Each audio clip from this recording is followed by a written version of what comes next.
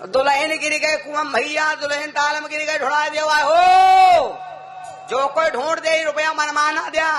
तो जी के जा रहे तो जा रहे लेकर दौड़ पड़ा, और जी के जा रहे नहीं रहे भैया तो धोती ले इसका चलो ये पकड़िया चले और जा रहे भैया। गाने चला रहा है ए जब सब गांव भर पकड़ रहे मछली कहीं गांव भर, गांव घर की मेहरुआ सब ठाड़ी दुआरे डारे कुइया मजर डारे देखो को पकड़े पावे। आए हमारे बुढ़ऊ बड़े शिकारी,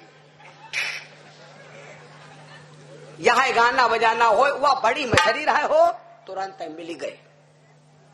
जैसे मिल गए परीक्षित आखिर गिरी जल में मीन भैया पकड़ लियो चार चार तत्काल पकड़ लियो जाग तन फिर तिरिया बन गई जाग तन को सिर बाचा दई अमृत दई पिय चल दी वे अरे तुम मत फिल्म लगायो आज भी जो कोई वीर बोलायो।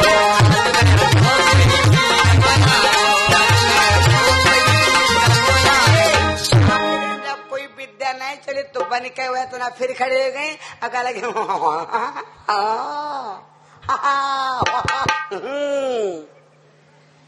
काला का बात और कोई बनो भाई। अभी तो नागिनी बनो, सुहा बनो, मछली बनो, अभी बकरी बेड़ा बाकी काला की के तो तुम यो बताओ मत आता ना तुम हमारे फिराकम काहे पर आओ। तो परिचित बोले फिराकम परे नो फिराक न छाड़वा।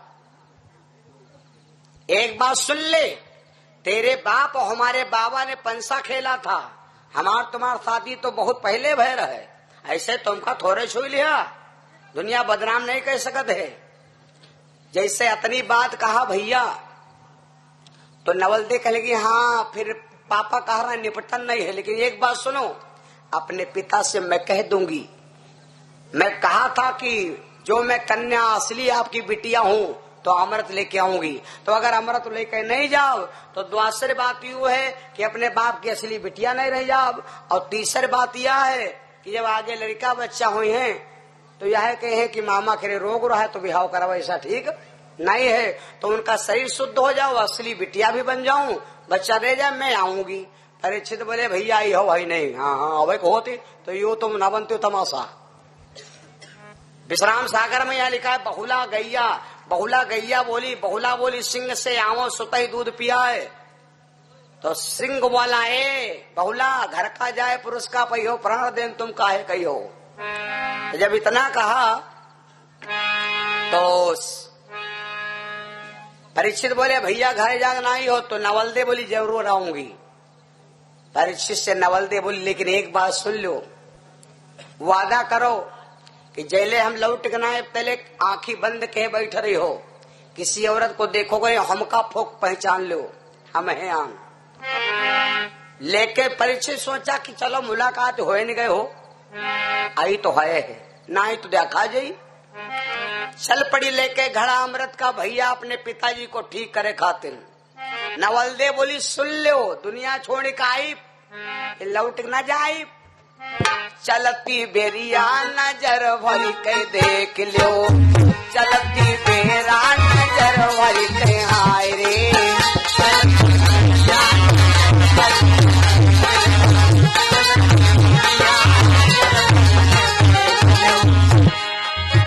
ना मैं लंबी ना मैं छोटी, ना मैं लंबी ना मैं छोटी, थमके थमके दिल में नजर भरी के देख लो,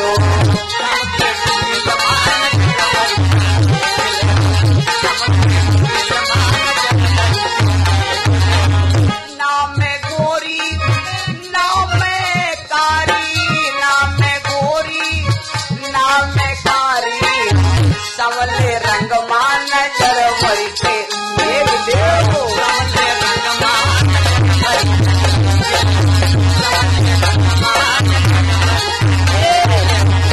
कहते कि जी के मुँह पर कुआसा होए उसकी उम्र बहुत ज्यादा हो। भैया ना मैं मोटी ना मैं पतरी, ना मैं मोटी ना मैं पतरी, गाल पे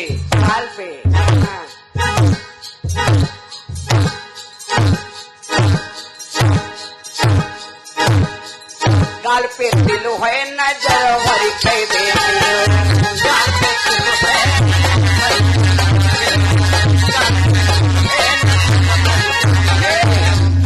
कह के भैया नवल दे लिया घड़ा, चली आई अपने पिता बासु को स्नान करवाया।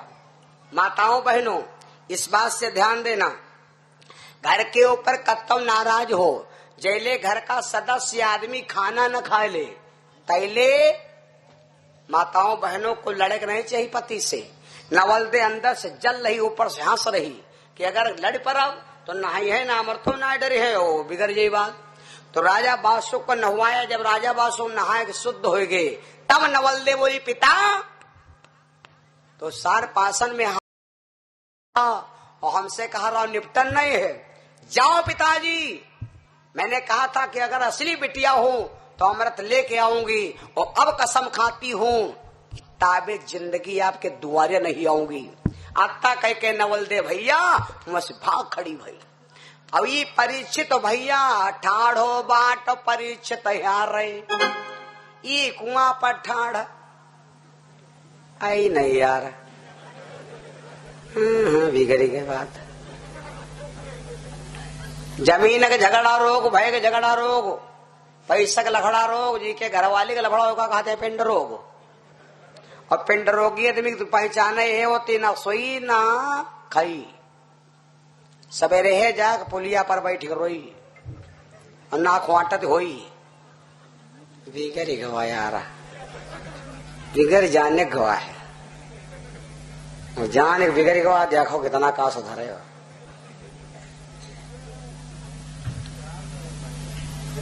परीक्षित बैठ कुआं पर सोचे ही नहीं या कव्वाली सुना दे।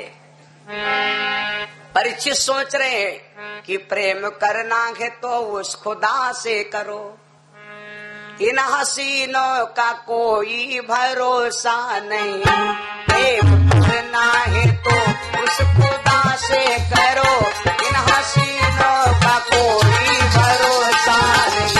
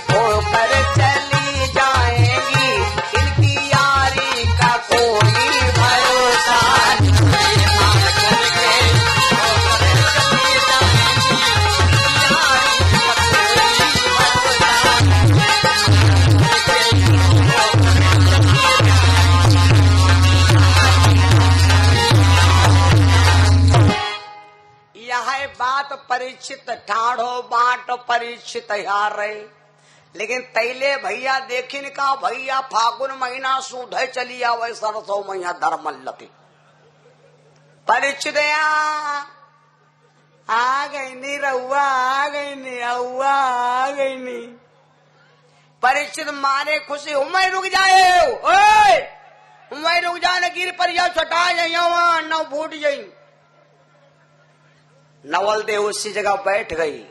परीक्षित खुद सम्मान किए, देखो भैया काहे बद के। एक बात बताई, जौन लड़की देश कुल परिवार बीबी बच्चा माता पिता भाई रिश्तेदार गांव जिला जवार एक सवाई जड 100 वेलकम टू वेरी दुनिया के सारी संपत्ति पर पानी फेर दे और यहाँ जू के पाछे भैया घर छाड़ के चली जाए, वही लड़की के यहाँ जौन आदमी दुख देते है तो वही का मरे के बाद जाना तो का बने पड़ते है मगरमच्छ।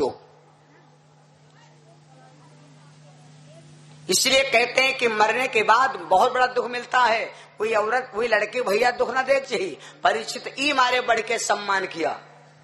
नवलदे कहा लगी, परीक्षित बोले चलो, कहा लगी अब नहीं जाओ। दुलार करती है परीक्षित, प्रेम भी करते हैं भैया।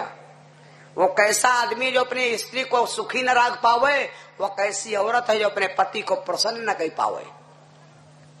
नवलदे बोली इतना नहीं जा भाई। हाँ तो कितना जाइ हो। गोदिया माँ हमका ले ले पिया, गोदिया माँ क्या लगी हमका कनियम ले लो। परीक्षित बोले कनियम कहा, कनियम ले लिया तो बेइज्जती नहीं होगी। चलो ऐसे कह के प्यार प्यार के साथ भैया आज परीक्षित अपनी पितृ नवलदे को इतना सुख देने के लिए लेके महाराज अर्जुन के सामने पेश किया। आज परीक्षित लेके नवलदे को जिस समय अर्जुन के पास पेश किया, उस समय भैया जैसे नवलदे को देखा, महाराज अर्जुन ने परीक्षित से पूछा कौन है। कहा राजा बासुक की बिटिया।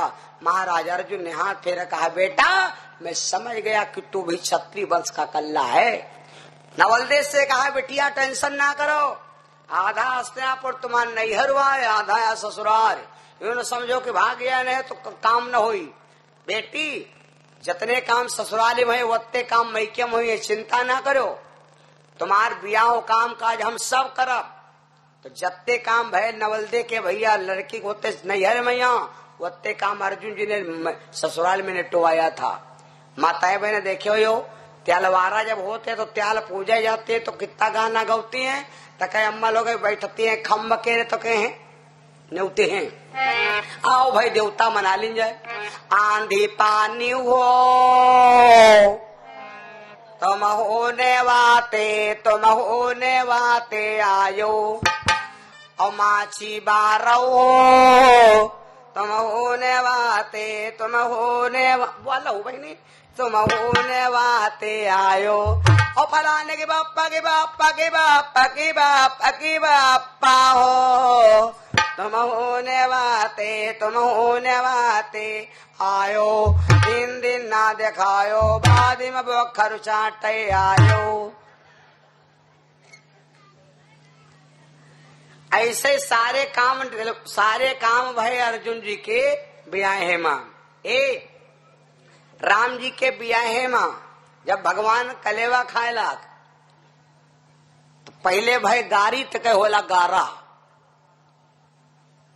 विशाल लाइट एंड टेंट मोबाइल सच्चा। सुनो तो जिस समय वो भजन गाओ माँ ब्यार ब्यार गुआ घेपी है नहीं, तो भैया अब अर्जुन सारे काम सफल भये। अर्जुन महाराज और नवलदे परीक्षित का विवाह कर दिए। परीक्षित और नवलदे हस्तिनापुर में आराम से रहने लगे। लेकिन यहाँ पर समझ लीजिए, जब राजा बासुक ने देखा यह बात बिटिया गलत कही, मालूम मैं क्या ससुराल में ज्यादा पैसा मिल जाए, ज्यादा आराम मिल जाए, तो क्या लड़की बिटिया को यूं कहा चाहिए कि पापा तुम मेरे घर का कब हो ही नहीं करब। मैके से लड़की बिटिया घर खाने वाले चाहिए कब हो ही बिना, यह बात कब हो न कहा चाहिए। क्योंकि आज नहीं कल नहीं हो, 10 साल बाद हो याद दिन आवे परी कब, जब लड़का के धनतिया का नंबर वही तब झटैया मामे काटी हो। ये बाबा हेमरा झटैया न कटिया कथा कही दे बात, झटैया के बिरिया टहले चले जाओ तब मामा ही ढूंढा जात। तो वही इस बात काहे कहो जो कि पालन न कर पाओ। राजा बासु ने सोचा हर संसार की लड़की अपने बाप से यही कहेगी।